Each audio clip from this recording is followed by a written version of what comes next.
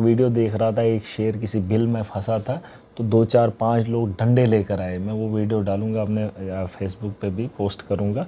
तो डंडे हाथों में थे, शेर का मुकाबला डंडों से किया, लेकिन वो लोग 5 और 7 थे और शेर को इतना पिटाई की वो भाग गया। अगर एक होता डंडा लेकर होता तो नहीं, बंदूक से भी डर लगता है, बंदूक हाथ में हो शेर से तब भी डर, लेकिन डंडों के जोर पे, क्योंकि उन लोगों में यकजहती थी, एक भी अपनी जगह से नहीं हटा। शेर निकला और उस पर डंडे बरसाए गए। अगर एक भी खिसक जाता तो शेर उस पर एक को निचोड़ कर ख़त्म कर देता। मैं वही कह रहा हूँ, हम लोगों को भी जंग का हिस्सा बनना चाहिए, लेकिन कोई सरकार तो इकट्ठी रहे, और लोग अगर यकजा नहीं होंगे, यहाँ तो हालात बद से बदतर होंगे, वो लोग कामयाब। महाराज जी, किस तरह से देखते हैं जो 26 निहत्थे लोग आज हमारे बीच में नहीं रहे? देखिए, बहुत बुरा हुआ है जो देश के अंदर ये हादसा पेश आया है। इससे पूरे देश के अंदर एक अफरा तफरी का माहौल है, डर का माहौल है।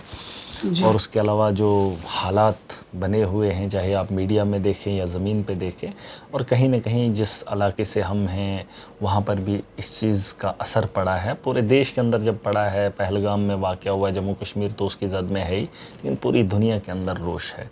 और कहीं ना कहीं उस चीज़ को सुधारने के लिए सरकार कुछ स्टेप उठा रही है, लेकिन बहुत बड़े स्टेप और भी उठाने होंगे। गोली का जवाब गोली से देना होगा, ताकत से देना होगा, तब जाकर कहीं पाकिस्तान पीछे 2 कदम लेगा। वरना आज हुआ, आज लोगों के घरों में मातम है, आला पूरे देश के अंदर मातम है, इजलास बुलाया जा रहा है, असेंबली बुलाई जा रही है, फिर कहीं महीने के बाद ऐसा ना हो। मैं चाहता हूँ कई सालों से जब ये देखते चले आ रहे हैं, तो एक वक्त आ गया मोदी जी के नेतृत्व में इसका जो है ना, कहीं एक काम तो ठीक से हो जाए, है ना। 15 लाख नहीं आए, रोज़गार नहीं मिला, वो नहीं हुआ, ये नहीं हुआ, कम से कम एक चीज़ पाकिस्तान को जवाब देना ताकत से, ये भी तो उन्होंने कहा था। कोई एक वादा जो है वो पूरा होना चाहिए। मैं चाहता हूँ, क्योंकि अगर आप ताकत से जवाब नहीं देंगे, महीने 2 महीने के बाद फिर किसी जगह किसी मासूम की जान आप जाते हुए देखेंगे, और लेने वाला पाकिस्तान से आया होगा।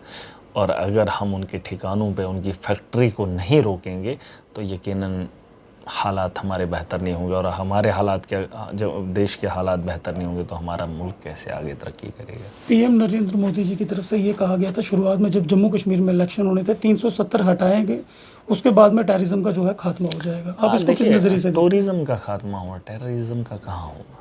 मतलब टूरिज्म और टूरिस्ट को इतना डरा हुआ, सहमा हुआ, बहुत सारी जगहों पे जो है टूरिस्ट प्लेसेस पे जो है पाबंदी लगा ली गई। अब टेररिज्म के लिए उन्होंने बोला था, लेकिन यहाँ पे तो टूरिज्म रुकता हुआ दिखाई दे रहा है। लोग तो जो यहाँ पर आना चाहते थे उन्होंने बुकिंग कैंसिल की। देश के अंदर लोगों के अंदर वो एक डर का माहौल है, डर का माहौल पैदा अगर पाकिस्तान का इस देश के अंदर करना था, फिर मोदी जी को लोगों ने वोट नहीं देने थे, लेकिन उनको दिया था ताकि उनके दिलों के अंदर खौफ हो, आतंकवाद के अंदर खौफ हो। यहाँ तो टूरिस्ट और टूरिज़्म को जो है रोक लगते हुए मैं देख रहा हूँ।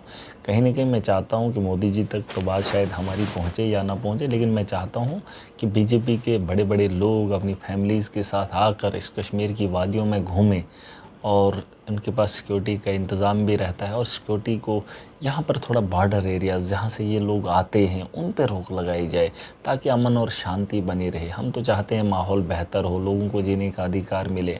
देखिए, वो आतंकवाद आता है हमारे इलाकों में, आता है जम्मू कश्मीर की अलग अलग जगहों पे आता है। अब जिस जगहों से वो गुज़रते हैं, फ़ौज को पता चलता है, फ़ौज के लोग उठाकर उन लोगों को अंदर करते हैं। आपने खाना खिलाया, आपके यहाँ से आए, आओ, उनको बोलेंगे वो मारेंगे, वो नहीं बोलेंगे तो वो मारेंगे।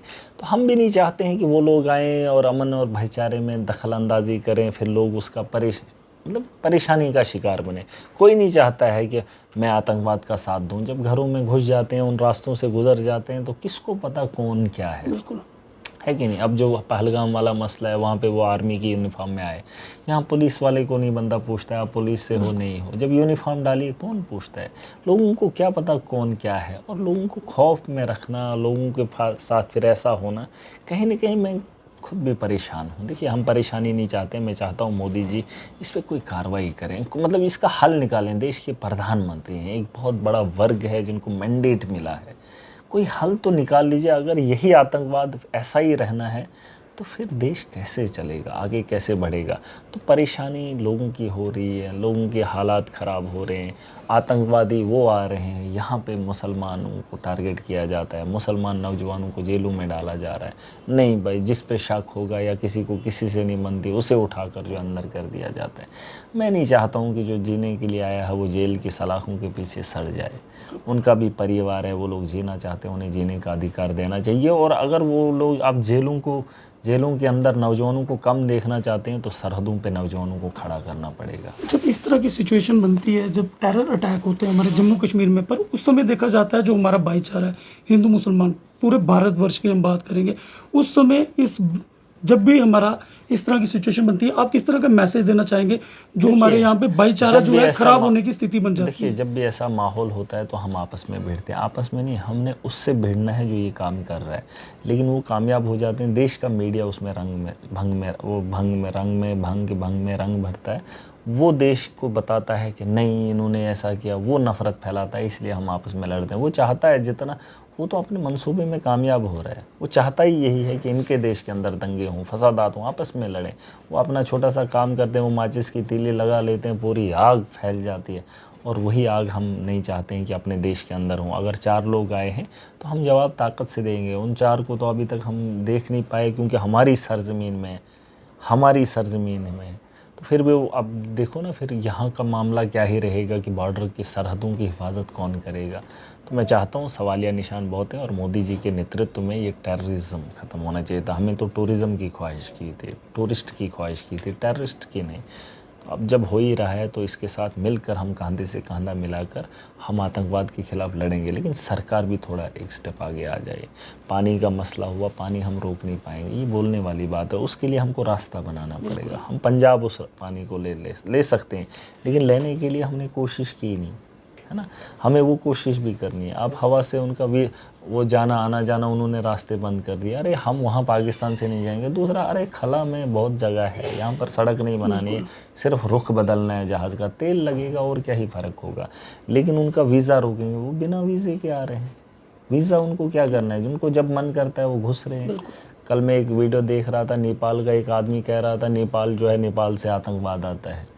और उनने मोदी जी से रिक्वेस्ट की थी, मोदी जी नेपाल वालों को देख लो, वरना ये तुम्हारे देश के साथ साथ हमारा देश तो बर्बाद है ही, आपके देश को भी बर्बाद करने में लगे। वहाँ से तो वो डायरेक्ट आ रहे हैं। हमें अपनी सरहदों की हिफाजत करनी होगी, अपने लोगों के बचाने के लिए हमें इंतज़ाम और इक़दामात उठाने पड़ेंगे। और मोदी जी के नेतृत्व में मुझे लगता है करना चाहिए। आज मोदी जी ये अकेला ना समझे, पूरा देश खड़ा है। आज पहली बार ऐसा हुआ है कि लोग समझ गए हैं कि आतंकवाद से क्या नुकसान होता है और लोग आतंकवाद नहीं चाहते हैं। आज अगर देश के लोग खड़े हैं, मोदी जी को मैंडेट मिला है और वो लोगों को हाथ में जो ताकत का जवाब ताकत से देने की ख्वाहिश रखते थे चुनाव से पहले, तो आज वक्त आ गया है तो देना चाहिए। आखिर में एक ही चीज़ पूछेंगे, जम्मू कश्मीर की आवाम के लिए क्या कहेंगे? ये जम्मू कश्मीर की आवाम के लिए तो देखिए, आवाम का क्या ही है यार, आवाम जीना चाहती है।